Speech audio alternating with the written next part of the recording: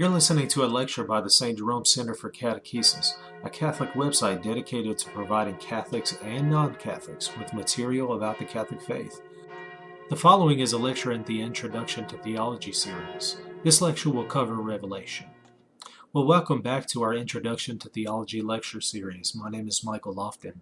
Today we're going to cover Revelation. Now, Revelation is divided into two categories. There's natural revelation, and there's also supernatural revelation. So, natural revelation is the knowledge of God insofar as he can be known by reason alone. So, this is what we can know about God according to human reason, without any kind of assistance from Scripture or tradition, what man can know by himself, by his own reason. Then there's supernatural revelation, which is the knowledge of God insofar as he has been revealed in sacred scripture and tradition. And so this is knowledge of God that can only be known by God revealing himself. Well, technically, supernatural revelation can contain content that can be known by natural revelation, but it's especially known for revelation that can only be known by God revealing it. So it's not something that man can know by reason alone. It requires God to, in his grace, reveal himself. And of course, this is contained in sacred scripture and sacred tradition. Now, there are various terms in the study of revelation that we should be acquainted with. The first is formal revelation.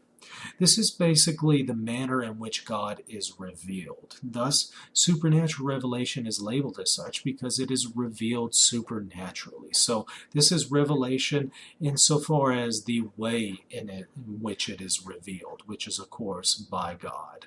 Then there is material revelation. This concerns the content of revelation.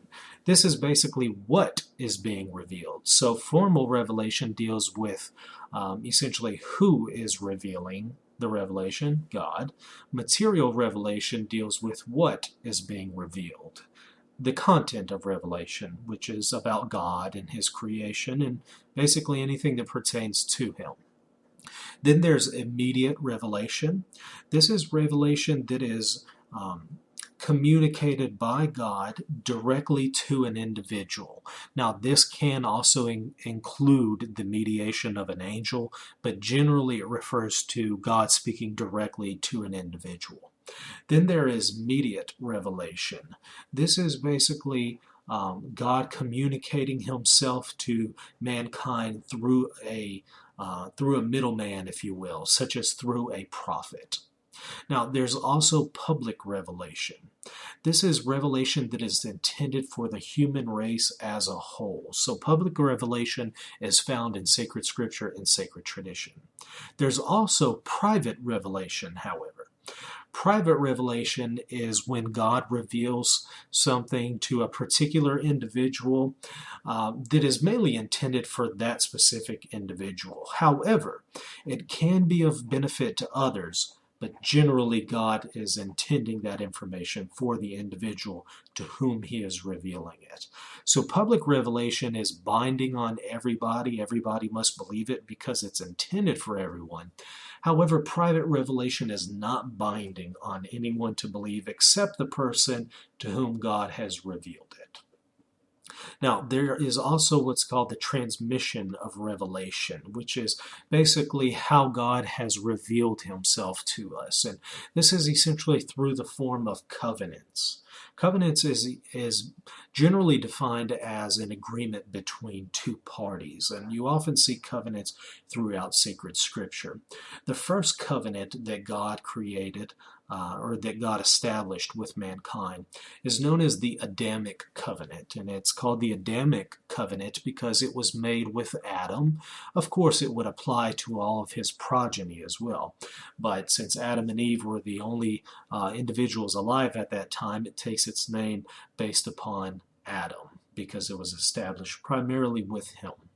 There's also the Noahic covenant. This is the covenant that God established with mankind through Noah, and this is found, of course, in the book of Genesis. There's the Abrahamic covenant, which is a covenant that God established with Abraham and his descendants in the book of Genesis, and his descendants are generally known as the Israelites. So the Abrahamic covenant refers to that which God established with Abraham and his descendants. The Mosaic covenant is the covenant that God established with the people of Israel in the Old Testament at Mount Sinai through Moses as the mediator. This was the Old Covenant. So anytime you hear someone refer to the Old Testament or the Old Covenant, they're generally referring to the Mosaic covenant, the covenant that God established with the nation of Israel. And then there's the last and final covenant. This is known as the New Covenant.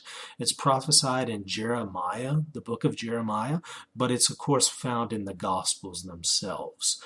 Now, the New Covenant is important because it is the last and final covenant. It's the fulfillment of the previous covenants. There's going to be no new covenant after this.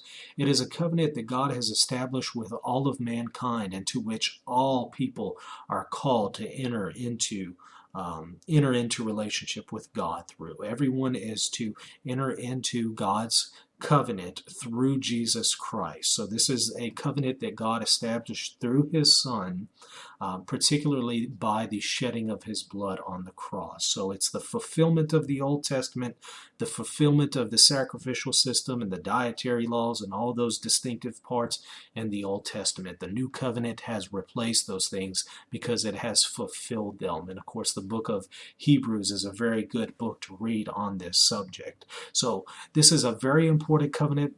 In fact, it's the most important covenant because all men everywhere are called to enter into it. And their only hope for eternal salvation will be by entering into this covenant and remaining within it. And that's, of course, by entering the Catholic Church. So I hope you enjoyed this lecture, and I hope you also look forward to the next one. Thank you for listening to this lecture in the Introduction to Theology series. If you would like more information about the St. Jerome Center for Catechesis, please visit stjeromecenter.com.